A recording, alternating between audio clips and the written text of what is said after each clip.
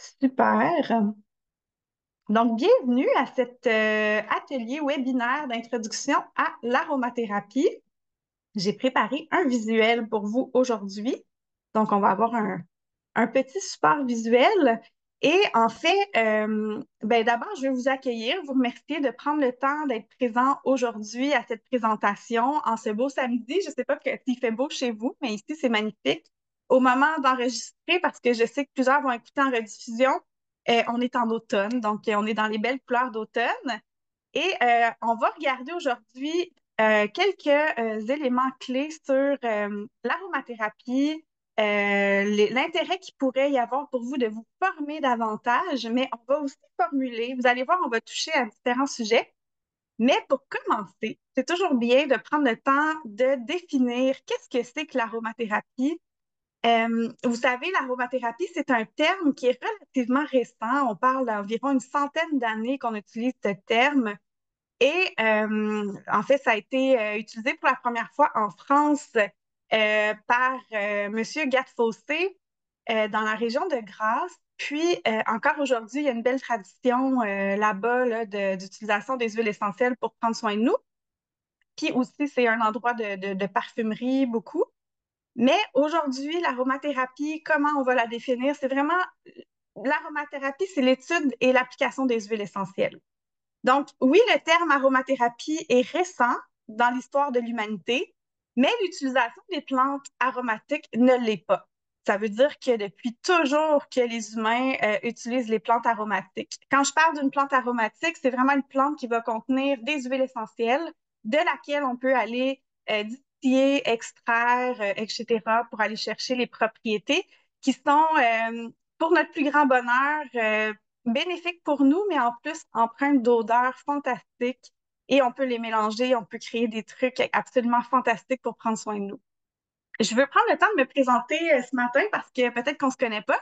Je m'appelle Lison Guérette-Caponi. Je suis tombée dans les huiles essentielles étant petite, comme Obélix, dans la potion magique.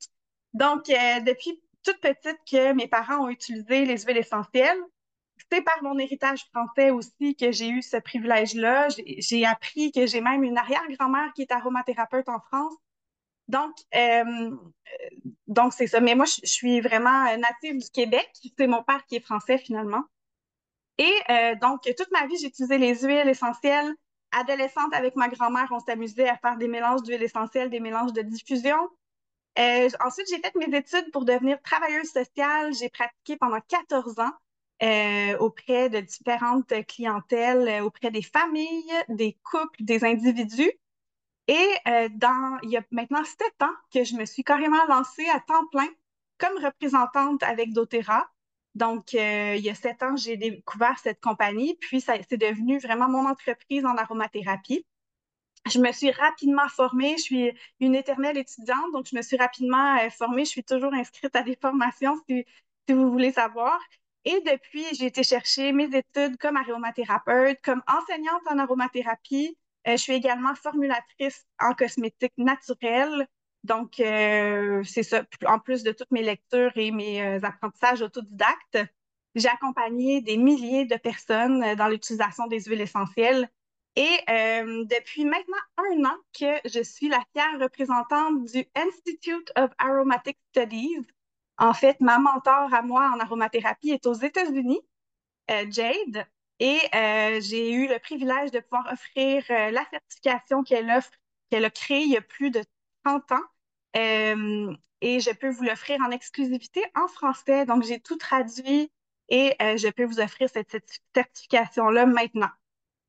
Donc, l'objectif de la session d'aujourd'hui, c'est vraiment de vous offrir un aperçu de qu'est-ce qui va être contenu dans la certification, les fondements de l'aromathérapie.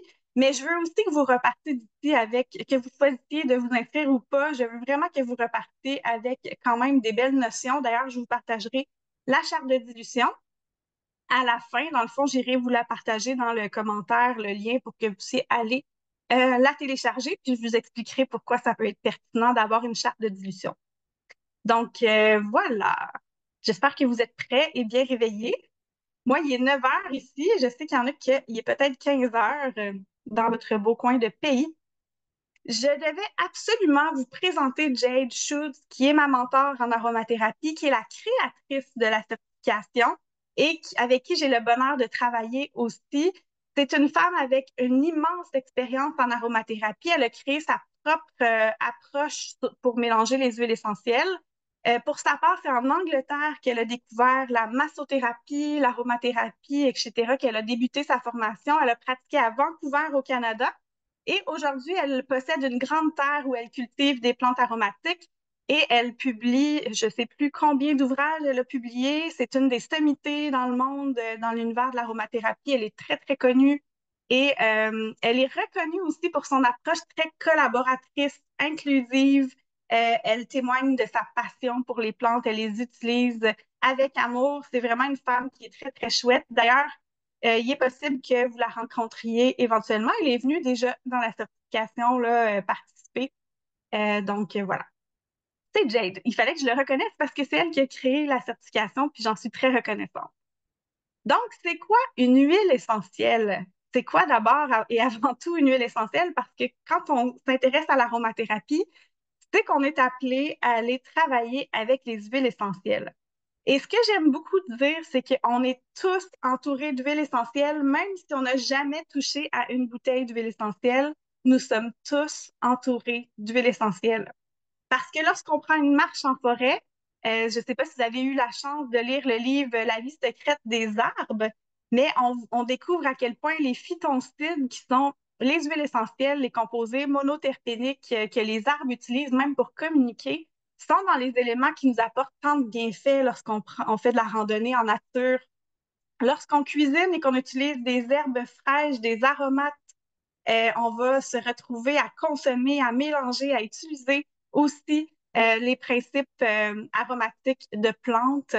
Donc, on est entouré d'huiles essentielles. Même l'industrie alimentaire utilise aujourd'hui énormément d'huiles essentielles dans les épiceries. Ça ne sera pas de la qualité thérapeutique, mais c'est pour aller chercher la saveur dans certaines crèmes glacées, dans des eaux pétillantes et dans toutes sortes de recettes. On va les trouver. Hier soir, on célébrait mon mari au restaurant et il a pris un apéro dans lequel il y avait des huiles essentielles. Le mixologue utilisait des huiles essentielles. Bref, c'est super intéressant. Maintenant, c'est important de comprendre qu'avant d'être une bouteille, une huile essentielle était une plante. Et ça, c'est quelque chose que j'enseigne à maintes et maintes reprises dans la certification. Je trouve ça super important qu'on soit passionné lorsqu'on s'intéresse à l'aromathérapie, qu'on soit passionné aussi des plantes d'où elles proviennent, pour plusieurs raisons.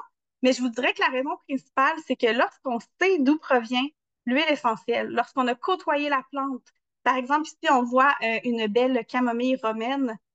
Si je côtoie, j'en ai cultivé, moi, personnellement, de la camomille romaine. Si je sais qu'est-ce qu'elle sent, la plante, et qu'ensuite, je vais chercher ma bouteille de camomille romaine et je la sens, je vais être capable de reconnaître le vrai du faux aussi. Tellement bon. Et je vais être capable vraiment de déceler plus facilement une huile essentielle qui est authentique d'une huile essentielle qui est pas authentique. Malheureusement, aujourd'hui, on a beaucoup de contrefaçons. Selon la plante, là, ça va être, par exemple, la lavande, dans une étude que j'avais vue, il y avait acheté différentes bouteilles, puis c'était 2 bouteilles sur 3 qui n'étaient pas de la vraie lavandula angustifolia. La même chose pour plusieurs huiles essentielles. Donc, quand on connaît la plante, on est capable de reconnaître l'authenticité de manière plus aisée. Donc, on va regarder aussi l'importance de la qualité, genre, ça m'amène à ce sujet-là, et de l'authenticité parce qu'il n'y a pas d'aromathérapie si on n'a pas des huiles essentielles qui sont authentiques et d'une qualité qui est absolument irréprochable. Vous savez, on utilise vraiment pas beaucoup. On utilise une petite goutte souvent à la fois et ça revient à quelques sous même lorsqu'on va acheter une qualité qui est absolument irréprochable. Donc, c'est pas un endroit où on veut économiser nécessairement parce que l'économie, elle est dans son utilisation et bref, dans tout ce que ça peut nous sauver ensuite, ceux qui en ont fait l'expérience. Je ne sais pas s'il y en a qui ont envie de nous dire en commentaire des huiles essentielles que vous aimez particulièrement ou que vous utilisez le plus souvent. N'hésitez pas d'aller ajouter en commentaire, là. Je suis certaine qu'il y en a plusieurs d'entre vous qui connaissaient déjà les huiles essentielles et qui les utilisaient. Ça aussi, je veux le reconnaître aujourd'hui. Dans ma méthode d'enseignement, c'est que quand on étudie les plantes, lorsqu'on étudie les huiles essentielles, il faut le faire avec une grande humilité et c'est la même chose quand on l'enseigne parce qu'on a tout à apprendre. J'en apprends à tous les jours encore, puis c'est quelque chose que j'apprécie personnellement. Donc, c'est pas mon approche, c'est pas je suis la prof et je connais tout. C'est vraiment une approche très collaborative. Alors, je vais aller voir dans le chat qu'est-ce qu'on a. Toujours intéressant. Enfant aux Pays-Bas adaptive, super. Je vous avoue que ce matin, là, respirer ma camomille romaine, ça a été vraiment génial. Euh, Moi, j'ai fait un mélange aussi que j'utilise très, très souvent pour toutes sortes d'usages avec de la lavande, du cyprès, du thym, des fois sur les imperfections, tout ça, c'est vraiment super. Donc, merci pour vos partages. Copaiba est absolument merveilleuse. Donc, on va regarder rapidement aussi quelques méthodes d'application. On va fabriquer tantôt ensemble et je vais avoir besoin de vous parce que j'ai pas préparé de recette. Je veux vous montrer aussi à quel point c'est chouette lorsqu'on se certifie en aromathérapie, on peut devenir ultra autonome dans nos confections. Donc, on ne suit plus les recettes, on les crée. Donc, au terme d'une certification, l'objectif, c'est vraiment de pouvoir créer nos propres mélanges. Donc,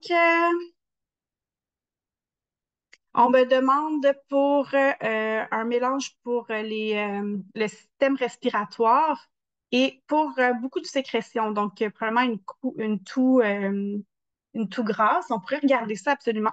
On pourrait faire un roll-on pour ça tantôt si vous voulez.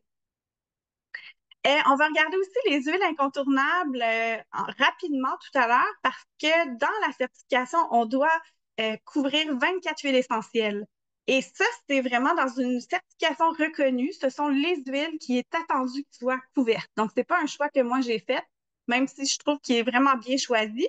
Mais j'ai quand même des alternatives parfois lorsqu'on n'a pas certaines huiles essentielles.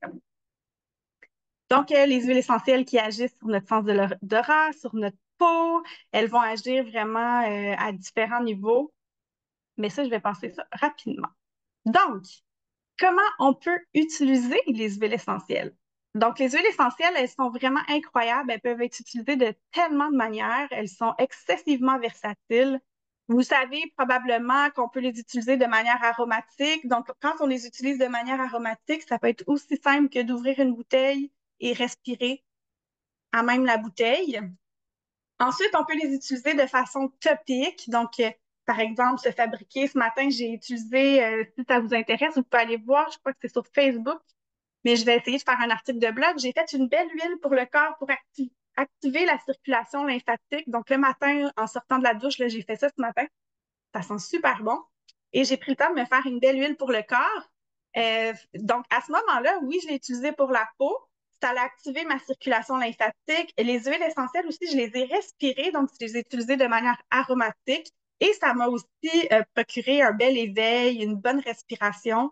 Et finalement, on peut utiliser les huiles essentielles à l'interne. Dans cette certification-là, qui est un cours de niveau 1 qu'on appelle, on ne couvre pas l'utilisation interne des huiles essentielles, mais il va quand même on va y faire quand même référence là, si vous voulez en savoir plus.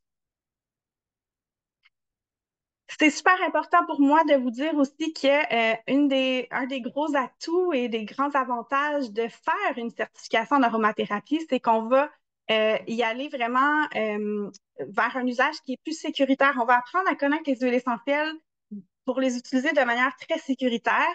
Chez Institute of Aromatic Studies, on s'inscrit dans une approche positive de l'usage sécuritaire des huiles essentielles.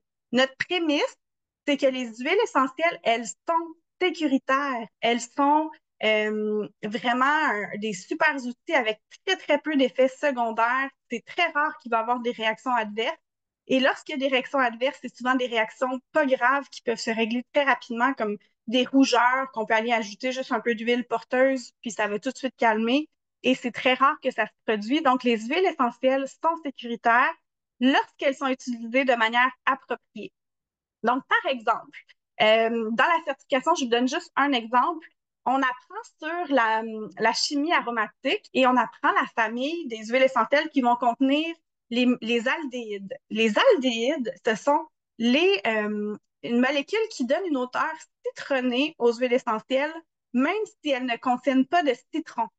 Donc, les aldéhydes vont être présentes dans la mélisse, par exemple, dans la citronnelle, donc qui est plutôt un graminé dans la même famille que le gazon. Le lemongrass, c'est la même chose.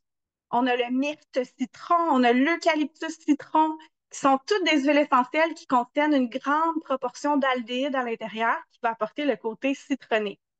Mais maintenant, si j'ouvre une huile essentielle qui sent citronnée, je la connais peut-être même pas encore, mais je sais que c'est pas un agrume, c'est pas du citron, bien, je sais déjà d'emblée que je dois la diluer à 1 pour 5.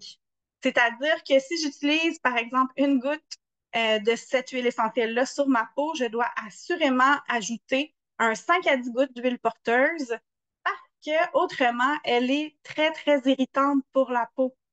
Donc, si jamais un accident se produisait, c'est pas plus grave, on va aller chercher une huile porteuse, on va l'appliquer sur notre peau, ça va diluer l'huile essentielle qui est quand même assez irritante. Toutefois, je sais que toutes les huiles essentielles qui sont riches en aldéhyde vont apporter un effet bonne humeur, vont apporter du soleil dans la maison en diffusion, donc en petite quantité, ont des propriétés nettoyantes absolument fantastiques à ajouter dans vos mélanges pour nettoyer. Surtout, Jade donnait cet exemple-là, mais elle aime beaucoup l'utiliser pour nettoyer les poignées de porte, les interrupteurs pour les lumières, ce qu'on touche très, très souvent. Donc, elle va utiliser souvent, par exemple, la citronnelle, le lemongrass. Donc, voilà. Vous allez aussi apprendre les noms latins. On couvre vraiment beaucoup de matières. On devient aromathérapeute certifié au terme de la certification. Dans les méthodes de fabrication, on va apprendre à faire des inhalateurs, on va apprendre à faire des roll-on, on va apprendre à faire des huiles faciales, des huiles pour le corps, des sels de bain, des gels aromatiques. Qu'est-ce qu'on fait d'autre? On en fait vraiment beaucoup. Évidemment, comment diffuser les huiles essentielles, des vapos, des toniques pour le visage, des vapos d'ambiance aussi. Baume à lèvres, toujours plaisant. Des onguents. Les onguents, ça va vraiment être bien, par exemple, lorsqu'on veut quelque chose qui va bien rester en place. Ça peut être sur une peau très sèche et très irritée. Ça peut être un onguent pour aider comme un peu un Vicks, mais à base d'huile essentielle, par exemple. Donc, c'est vraiment bien d'apprendre à faire les onguents. Souvent, on va travailler avec la cire d'abeille, les huiles essentielles, une huile végétale. Mais aujourd'hui, on va tout de suite fabriquer un roll-on. Donc, je vais prendre une bouteille. Tada! J'aurais peut-être dû l'ouvrir avant, par exemple. Je vais vous montrer comment on fabrique un roll-on. Donc, j'avais déjà une demande spéciale pour quelqu'un, par exemple, qui aurait une toux productive ou une toux grasse et qui veut se donner un petit coup de pouce. Je vais le faire pour vous, le roll-on, aujourd'hui. Je l'invente là, vraiment avec vous. Sauf que ce que je souhaite, c'est que ça puisse vous donner le goût puis la liberté d'éventuellement vous aussi créer vos propres mélanges et vos propres euh, roll-on, exfoliants, gel aroma, etc. Donc, je prends un roll-on qui est propre. Ici, j'en ai un bien joli, je trouve. Il est mauve. Je vais aller me chercher, j'ai même un petit collant. Est-ce que j'ai des collants qui fonctionnent pour ça? Pas vraiment. J'avais des petits collants trop mignons, mais finalement, je pense que j'irai écrire à la main. J'ai pas une très belle écriture, mais c'est pas grave. Il faut toujours identifier ce qu'on a fait, les quantités, ce qu'on a mis à l'intérieur. Ça, c'est très, très important. Mon roll-on aujourd'hui, il contient 10 millilitres. C'est absolument le contenant qu'on retrouve le plus. C'est sûr qu'on va retrouver des fois des 5 millilitres, des 2 millilitres, des 1 millilitre, mais le plus commun, c'est évidemment le 10 millilitres. Donc, je vais aller travailler avec 10 millilitres d'huile essentielle. Je vais vous montrer tout de suite la charte de dilution. Donc, puis je vais vous montrer, je vais vous amener avec moi dans le cours, dans la plateforme du cours. J'espère que tout va bien pour vous jusqu'à maintenant. Donc, ça ne sera pas bien long.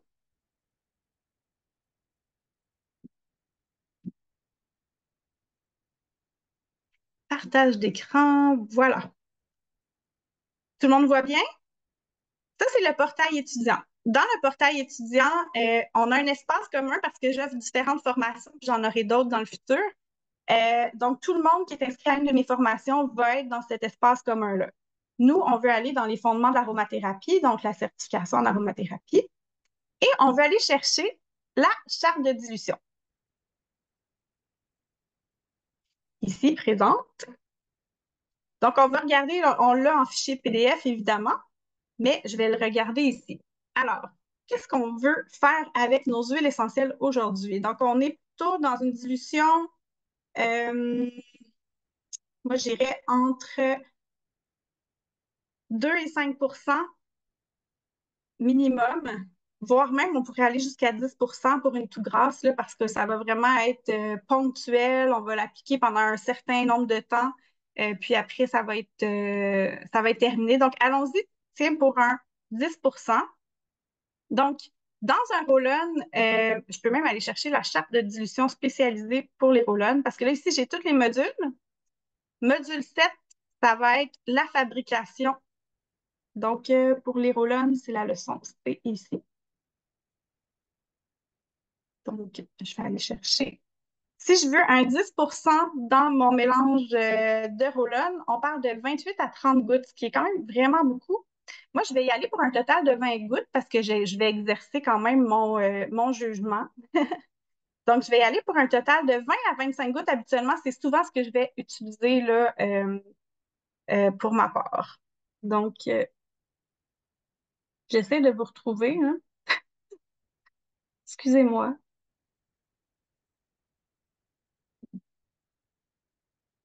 Ah, voilà. Je vous ai retrouvé. OK. Pour la toux, je sais que je vais vouloir utiliser l'huile essentielle de cyprès. Ça aurait pu être la camomille romaine aussi. Ça aurait pu être évidemment, l'eucalyptus pourrait être super intéressant, mais le cyprès, pourquoi? Parce qu'il va venir aider pour le côté antispasmodique. Donc, quand on a de la toux, souvent, il y a le côté aussi de spasme musculaire, hein. Souvent, quand on a de la toux, ça se met même à nous faire mal au niveau musculaire, dans les côtes et tout ça. Et le cyprès va énormément calmer. La camomille romaine aurait pu être intéressante aussi. Donc, je la mets pas de côté, je vais la sortir. Euh, pour y aller plus simplement, aujourd'hui, on va vraiment utiliser que 3 gouttes d'huile essentielle, 3 sortes d'huile essentielle différentes. Ensuite, assurément, l'eucalyptus. Là, je sais que je fais un mélange pour une adulte. Je connais pas ses interactions, je connais pas sa vie personnelle, je connais pas tout ça. Donc, j'y vais vraiment très, très général et sommairement pour le bien de l'exercice d'aujourd'hui, si vous me permettez. Mais c'est sûr que lorsqu'on étudie pour devenir aromathérapeute, vous allez être appelé à évaluer les besoins individuels de la personne devant vous, à vraiment faire une vraie prise de contact, son âge, son mode de vie, est-ce qu'elle est sédentaire, est-ce qu'elle fume, est-ce qu'elle a des contre-indications? On va les référer vers le professionnel de la santé aussi, super important. On n'est pas médecin. On n'est pas là pour prendre la place d'un médecin non plus. Donc, vous allez avoir tout ce qu'il faut pour faire une prise de contact. Mais là, je fais un mélange général pour le bien de la rencontre d'aujourd'hui parce qu'on n'a pas une heure pour prendre toutes les informations sur la personne devant nous. Là, on dirait qu'aujourd'hui, j'ai envie. La cardamome aurait été géniale aussi dans le mélange, mais je vais rester avec cyprès, camomille romaine et eucalyptus. L'eucalyptus sera le principal. Avec ses propriétés mucolytiques, ça va aider. Puis le côté expectorant aussi, ça va aider à évacuer les sécrétions plus facilement. Je vais vouloir avoir un total de 25 gouttes dans mon mélange qui sera ensuite dilué dans une huile neutre. Je vais prendre l'huile de coco fractionnée. Et donc, ma première huile essentielle que je vais mettre en plus grande quantité sera l'eucalyptus. Celui-là, c'est l'eucalyptus de la marque doTERRA. Donc, c'est plusieurs eucalyptus, mais sinon, eucalyptus globulus ou radiata seraient géniaux. Donc, je vais aller mettre 10 gouttes tout de suite de mon eucalyptus.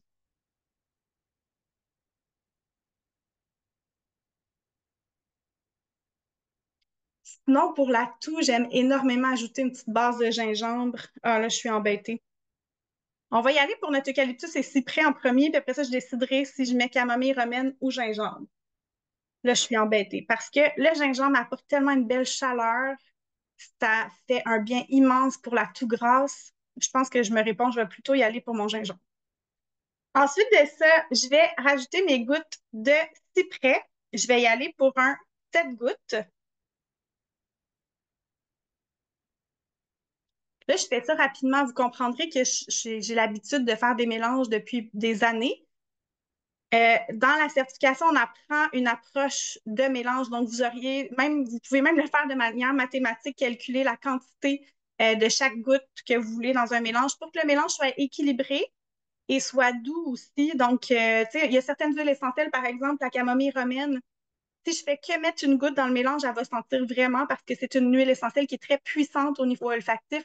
Donc, là, chaque fois que je vais utiliser la camomille romaine, je vais l'utiliser en petite quantité versus, je sais pas, moi, par exemple, de l'orange sauvage qui, elle, je pourrais l'utiliser en plus grande quantité parce qu'elle est beaucoup plus douce au niveau de sa puissance olfactive.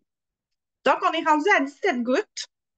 Je ne vais pas me rendre à 25 parce que le gingembre, encore une fois, est très puissant. Je ne veux pas en mettre des tonnes, donc je vais en mettre un 3-4 gouttes. Je vais commencer par 3 gouttes, puis ensuite, je vais le sentir. Je vais voir qu'est-ce que ça donne. Dans ma façon d'étudier puis de développer des formulations avec les huiles essentielles, c'est toujours les huiles essentielles en premier. On veut que les molécules se rencontrent, on veut créer vraiment un beau mélange ensemble. On veut prendre le temps de sentir. Puis vous savez, lorsqu'on crée des mélanges avec les huiles essentielles, je pourrais le couvrir parce que c'est très aromatique. On sait que ça va se diffuser tout seul. C'est très volatile plutôt, excusez-moi. Donc, je pourrais le couvrir, le laisser travailler pendant 24 heures et y revenir pour voir vraiment qu'est-ce que ça donne au final comme mélange d'odeur. Donc, au fil des jours, même des fois, chaque molécule va se rencontrer, se mélanger, créer une nouvelle chimie qui va être unique. Et là, ça va donner une odeur qui va être plutôt à son terme. Là, on est vraiment au début. Je l'aime beaucoup comme ça. Je vais rajouter ma goutte de gingembre.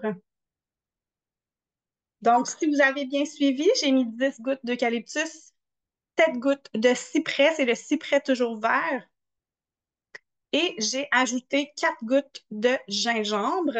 On me demande si je n'ai pas le gingembre, qu'est-ce que je peux mettre? Donc, tantôt, j'avais l'idée de la camomille romaine. Ça serait maximum 3 gouttes. C'est sûr, je vous le dis, la camomille romaine, elle prend le dessus. Ça serait super intéressant. Sinon, un sapinage, épinette noire, sapin baumier, sapin sibérien pourrait être intéressant aussi. C'est vraiment bien. Euh, Qu'est-ce que je pourrais mettre d'autre?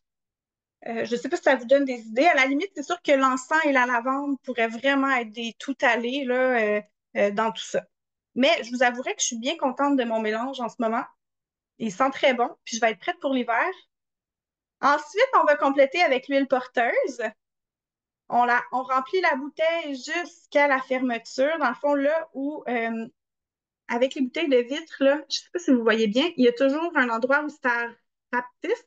Donc, on ne va jamais plus loin qu'ici, là. Donc, c'est vraiment là la limite pour remplir sa bouteille.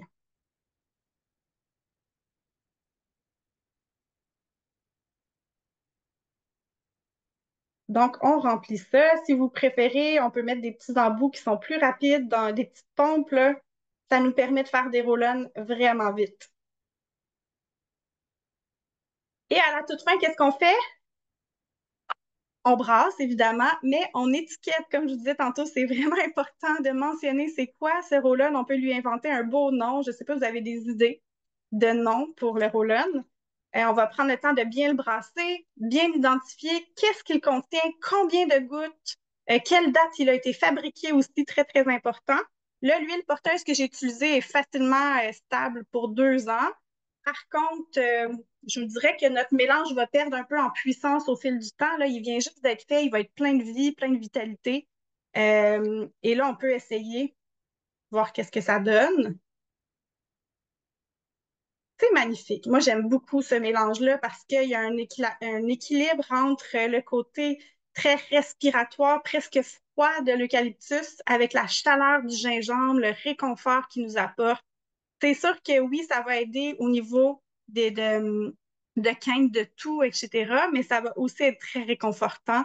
Puis, par exemple, si vous avez quelqu'un près de vous qui peut prendre soin de vous ou vice-versa, la petite touche humaine, le petit réconfort, le petit massage, le petit geste fait toujours du bien aussi, n'est-ce pas, quand on se sent pas trop bien.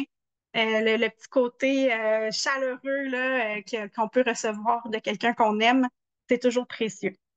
Donc, c'est le roll-on. C'est un exemple de formulation qu'on peut créer quand on est aromathérapeute et vraiment y aller de manière assez à force là, avec l'expérience. C'est vraiment facile. On pense tout de suite à telle ou telle huile. Par exemple, je me souviens que j'avais déjà réalisé un mélange pour quelqu'un qui aurait des défis digestifs, mais liés à un côté plus émotionnel. Donc, lorsqu'elle vivait des émotions difficiles, ça venait toucher ta digestion. Alors là, j'avais été chercher du gingembre qui aide au niveau de la digestion, du pamplemousse qui aide au niveau de la digestion, mais je suis aussi allée chercher du ylang-ylang qui aide au niveau émotionnel. Et là, j'ai créé un mélange qui était à la fois apaisant d'un point de vue émotionnel et à la fois apaisant d'un point de vue digestif. Oui, absolument. C'est un roll-on qu'on va pouvoir appliquer sur le torse, ici, pour aider. Puis on prend le temps toujours de respirer nos mélanges aromatiques. La, la voix aromatique est tellement puissante, c'est directement lié avec notre système limbique, berceau de la mémoire, des émotions, donc absolument qu'on veut prendre le temps de bien respirer. Donc, c'est ça. On a fait un petit tour aussi. Je vous ai présenté très, très rapidement le portail étudiant. Dans le portail étudiant, vous allez trouver un endroit où vous pouvez poser des questions, échanger. On a vraiment le côté communauté. On a plus de 60 personnes déjà participant à la certification, donc ça, c'est vraiment chouette. Ensuite de ça, on va voir, comme je disais, l'aspect sécuritaire. C'est quand même vraiment important d'utiliser les huiles d'une manière qui est sécuritaire. Et aussi le côté autonomie que je vous parlais, qui est vraiment précieux. On apprend comment accompagner de manière personnelle les gens, mais aussi, comme par exemple, moi, je fais beaucoup de partage plus au niveau de mon site web, au niveau de mes réseaux sociaux. Je partage des recettes plus génériques d'huile essentielle, puis d'être certifiée aide énormément pour ça. La certification, elle est reconnue à l'international par plusieurs associations internationales. Donc, c'est vraiment une certification qui est crédible. Ce- Ceci dit, la profession n'est reconnue nulle part dans le monde encore, l'aromathérapie, sauf en Afrique du Sud où la profession est reconnue, mais un jour, qui sait, on aura cette reconnaissance-là, je l'espère, parce que on voit de plus en plus d'études publiées sur les usages des huiles essentielles, l'usage aromatique des huiles essentielles, les bienfaits psycho-émotionnels, physiques, etc. On voit plusieurs hôpitaux en francophonie, autant en Europe qu'au Québec, qui commencent à adopter les huiles essentielles pour entourer, pour aider. On a des gens qui vont utiliser, par exemple, des anesthésistes qui vont, encore une fois, je parle beaucoup du gingembre aujourd'hui, utiliser l'huile essentielle de gingembre, le citron, l'amande poivrée pour aider au niveau des nausées liées à l'anesthésie. Donc, c'est très prometteur, puis je pense que c'est une profession qui va de plus en plus briller et gagner à être connue. Voilà. Sinon, je voulais quand même vous présenter, je vais juste retourner dans ma présentation, les 24 huiles essentielles qu'on couvre.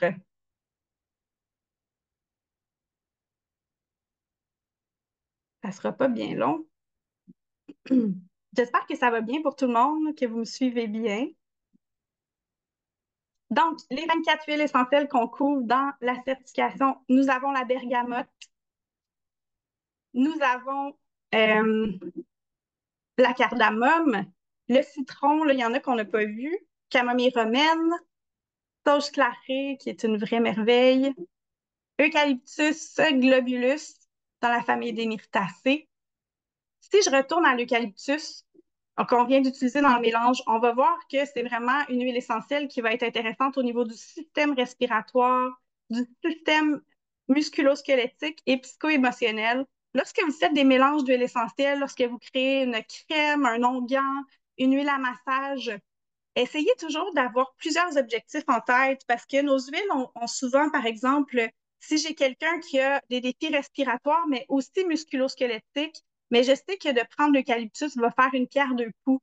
Donc, avec les huiles essentielles, on a cette chance-là de pouvoir faire une pierre deux coups. Ici, c'est vraiment des mini monographies que vous avez, mais inquiétez-vous pas, dans la certification, c'est beaucoup plus complet que ça.